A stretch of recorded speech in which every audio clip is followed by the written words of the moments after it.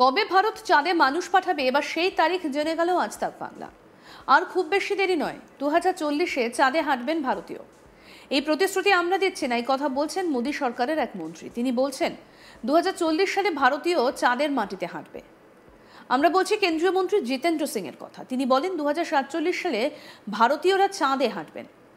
মহাকাশ মিশনের কতটা উন্নতি হয়েছে তারও খতিয়ান দিয়েছেন মন্ত্রী। কি বলছেন মন্ত্রী জিতেंद्र सिंह, শুনবো। और इस कहानी का आगाज हुआ था 15 अगस्त सन 2018 को, जब लाल किले के परिसर से प्रधानमंत्री ने अपने स्वतंत्रता दिवस के भाषण में देशवासियों के आगे ये घोषणा की थी कि आगे कुछ वर्षों में भारतीय मूल का एक व्यक्ति चांद की धरती पर उतरने का काम करेगा और सारे देश को एक अजीबो-गरीब फक्र का एहसास हुआ था। उसके उपरांत as a follow up ISRO ने 4 ऐसे व्यक्तियों का चयन किया जिसके लिए उनको प्रशिक्षण दिया जाए। आज दुनिया ने भारत की क्षमताओं के आगे सर झुकाया है। अभी कल ही शुभांशु का इस सफल यात्रा के बाद राजधानी दिल्ली में वापसी हुई है, आगमन हुआ है और उससे कुछ ही समय पहले ऑपरेशन सिंदूर के द्वारा भारत की अंतरिक्ष में क्षमताओं का प्रदर्शन धरती से आकाश तक देख करके सारे विश्व ने हिंदुस्तान का लोहा माना है। ऑपरेशन सिंदूर के दौरान भी अंतरिक्ष विभाग और स्पेस टेक्नोलॉजी की जो भूमिका रही है, उस भूमिका को निभाने के हेतु जो टेक्नोलॉजी अपनाई गई वो भी गत 10 वर्षों में मोदी जी की सरकार के आने के बाद ऐसा हुआ। और इस तरह से मुझे यकीन है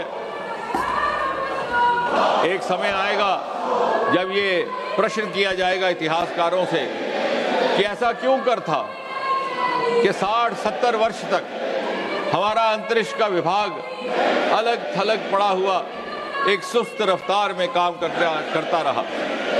और जब उस प्रश्न का उत्तर ढूंढा जाएगा तो ये समझ में आएगा कि 26 मई 2014 में जिस दिन मोदी जी ने प्रधानमंत्री के रूप में पदभार संभाला था, एक नए अध्याय का आरंभ हुआ और अंतरिक्ष की इस यात्रा ने गति भी पकड़ी, बल भी पकड़ा, उसको ताकत भी मिली।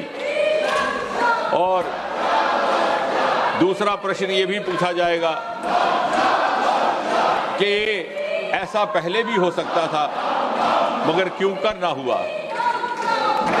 और उसका शायद ये उत्तर होगा कि हमारे देश में प्रतिभा की कभी कमी ना थी, हमारे वैज्ञानिकों में, हमारे विशेषज्ञों में काबिलियत भी थी, योग्यता भी थी, सलाहियत भी थी, क्षमता भी थी, आंखों में सपने भी थे, दिल में अरमान भी थे, मेहनत करने का मादा भी था। लेकिन अगर कमी थी तो कमी थी उस अनुकूलता की जो नीति निर्धारकों की ओर से अपेक्षित होती है। यदि कोई अभाव था तो अभाव था उस सपोर्ट सिस्टम का जो राजनीतिक नेतृत्व पॉलिटिकल डिस्पेंसेशन से अपेक्षित होता है। और उस अभाव की पूर्ति, उस कमी की पूर्ति मोदी जी के आने के बाद सन 2014 में हुई। और इसके पीछे कड़ी मेहनत की गई, कई क्रांतिकारी निर्णय लिए गए, एक के बाद एक स्पेस रिफॉर्म्स लाई गई जो कभी किसी ने ना सोचा, ना कल्पना की, ना तस्वुर किया। ऐसे ऐसे कदम उठाए गए, अंतरिक्ष के विभाग को प्राइवेट सेक्टर के लिए खोल दिया गया और मीडिया ने उत्साहित होकर के लिखा, Modi has unlocked India space.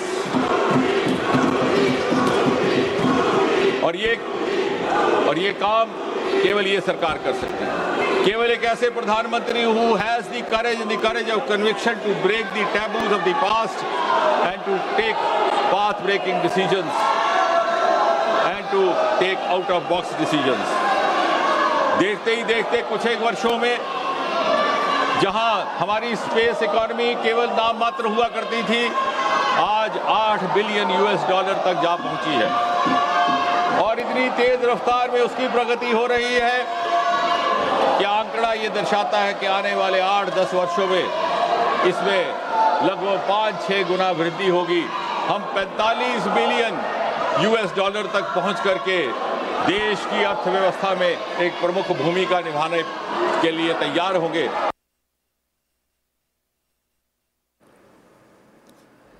কিভাবে সেই লক্ষ্যে এগোবে ইসরো, রোডম্যাপ তৈরি করার নির্দেশও দেওয়া হয়েছে কেন্দ্রের তরফে। 2035 সালের মধ্যে স্পেস স্টেশন তৈরি করার জন্য মহাকাশ গবেষণা সংস্থাকে নির্দেশ দিয়েছেন খোদ প্রধানমন্ত্রী নরেন্দ্র মোদী। কোনো শিশুকন্যাই ভবিষ্যতে এই যাত্রা করবে বলে যে কোনো শিশুকন্যা এই বিশ্বাস করেন তিনি, একথা চন্দ্রযান 3 এর সাফল্য উদযাপনের সময় জানিয়েছিলেন প্রধানমন্ত্রী। 2023 সালে 23শে আগস্ট ইতিহাস রচনা করেছে ভারত। চতুর্থ দেশ হিসেবে চাঁদের মাটিতে পা রেখেছে ভারতের চন্দ্রযান 3। আবার প্রথম দেশ হিসেবে চাঁদের দক্ষিণ মেরুতে পা ফেলে বিরাট সাফল্য অর্জন করেছে ইসরো। এরপর ভারত উৎক্ষেপণ করেছে সূর্যযান আদিত্য L1। বুধ এবং শুক্র গ্রহতেও যান পাঠানোর লক্ষ্যেও ইসরোকে প্ল্যানিং করার নির্দেশ দিয়েছেন নরেন্দ্র মোদী। অগাস্টে মহাকাশ থেকে পৃথিবীতে ফিরেছেন শুভাংশু শুক্লা। সোমবার তার সঙ্গে সাক্ষাৎ করলেন প্রধানমন্ত্রী নরেন্দ্র মোদী। গত 1 বছরে লখনউয়ের ছেলে শুভাংশু নাসা, অ্যাক্সিওম এবং স্পেসএক্স এর বিভিন্ন কেন্দ্রে কঠোর প্রশিক্ষণ নিয়েছেন। 26 জন ইতিহাস তৈরি করেন ভারতীয় নভোচর শুভাংশু শুক্লা। অ্যাক্সিওম 4 অভিযানের অংশ হিসেবে অন্য 3 মহাকাশচারীর সঙ্গে আন্তর্জাতিক মহাকাশ স্টেশনে পৌঁছন শুভাংশু। বেশ কিছুদিন ধরে মহাকাশ থেকে একাধিক বিষয়ে গবেষণা করেছেন তিনি। দেশে ফিরেই প্রধানমন্ত্রী নরেন্দ্র মোদীর সঙ্গে সাক্ষাৎ করেছেন। তার সঙ্গে মহাকাশের অভিজ্ঞতা, বিজ্ঞান এবং প্রযুক্তির অগ্রগতি এবং ভারতের উচ্চাকাঙ্ক্ষী গগনযান মিশন নিয়ে বিস্তারিত আলোচনাও করেছেন।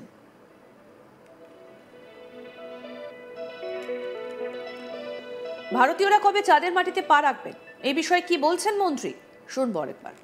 और इस कहानी का आगाज हुआ था 15 अगस्त सन 2018 को, जब लाल किले के परिसर से प्रधानमंत्री ने अपने स्वतंत्रता दिवस के भाषण में देशवासियों के आगे ये घोषणा की थी कि आगे कुछ वर्षों में भारतीय मूल का एक व्यक्ति चांद की धरती पर उतरने का काम करेगा और सारे देश को एक अजीबो-गरीब फक्र का एहसास हुआ था।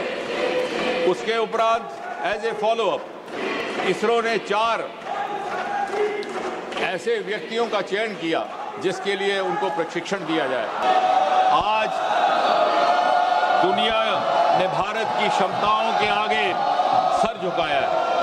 अभी कल ही शुभांशु का इस सफल यात्रा के बाद राजधानी दिल्ली में वापसी हुई है, आगमन हुआ है और उससे कुछ ही समय पहले ऑपरेशन सिंदूर के द्वारा भारत की अंतरिक्ष में क्षमताओं का प्रदर्शन धरती से आकाश तक देख करके सारे विश्व ने हिंदुस्तान का लोहा माना है।